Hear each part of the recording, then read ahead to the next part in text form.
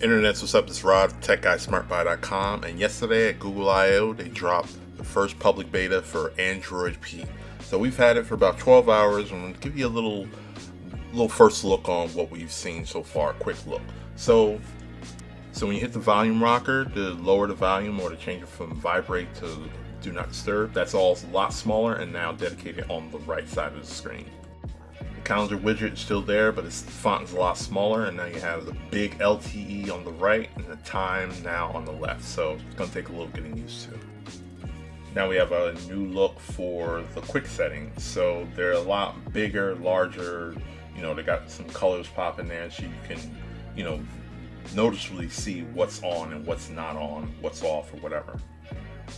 The do not disturb now gets a lot more, quieter. So now you can block all sorts of visuals and notifications and all that. So you can do that there, and then coming soon they'll have a feature called Shush where you just place the screen down and it'll do it all automatically. And speaking of color, in the settings, now in the real settings, they've laid out color schemes and different things that make it stand out a little bit rather than the super minimalist that they had before. They always had adaptive brightness, but now you have it with a little AI boost. So this is going to study, based on your surroundings, how often you raise or lower it, and then try to do it automatically for you.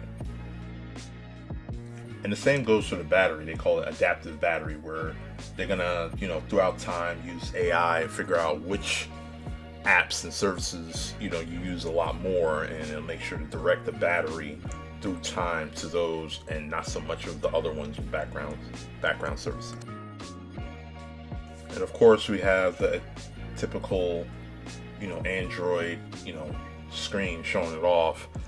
I don't know, but that screams peppermint for me in regards to what P and Android P will stand for, but we'll find out in a few months what it actually stands for. Now you might have noticed at the bottom there's no home, back, or different other buttons. It's just that one long thing and a back button. So that's the new home button. Doesn't come stock that way. You have to go in settings and put it that way. If not, it's the old way. So you can tap there to go home, long press it to pull up Google Assistant, and swipe up to get all your apps as well. So now the part a lot of you've probably already seen by now. This is the new way to multitask or switch apps. So unfortunately right now there's no close all, but again this is public beta, so you just swipe up from the home screen, and a half swipe to pull that up, a full swipe pull out all apps, and as you can see right there you have the slices where recently used or frequently searched for Google things. It's right there for quick tap access as well. So back to the multitasking. So everything's there, you can pull it, you can see everything, swipe up one app to close, swipe down to go into it. It's crazy because you can actually still, say if you're into multitasking, you can still highlight text for, copy and paste and all that. And then you can, you tap the icon, long press the icon to pull up the split screen feature. So that's how you would do that for those of you who haven't and not sure how to go about doing it. I don't use it, so I don't really care for the split screen, but there you have it. And the cool new feature they talked about, but it's not really shown here, it's not in the public beta, it may come at launch. It's called Dashboard, where it'll show off and monitor the time you spent on your device. They have app timers set limits and different things. So, and then wind down mode, it switches on the night light, goes to dark, and then do not disturb mode kicks in. So, it'll give you a good amount of time. So it's like, yo, check this out, fam. You've been on the IG Explore page way too long. You got other shit to do. It'll let you know. It'll keep you from jumping down those rabbit holes of YouTube and Twitter and all that other stuff. So that's actually cool and could be helpful.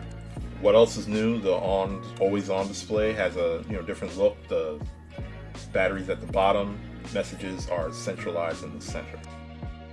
So for those of you who may have known already, you can actually edit your screenshots called markups. You can do it straightly from the app. I think it was there. I think it leaked as far as just that feature, and then it was on the first beta. So now it's here. You can crop, draw on it. Say this is the app I'm talking about. If you're trying to show somebody something, So that's all we found in Android P on our side. Let us know if you found anything else. Thanks for watching. You could have been anywhere in the world. You're here with us, and see you in the next video. Peace.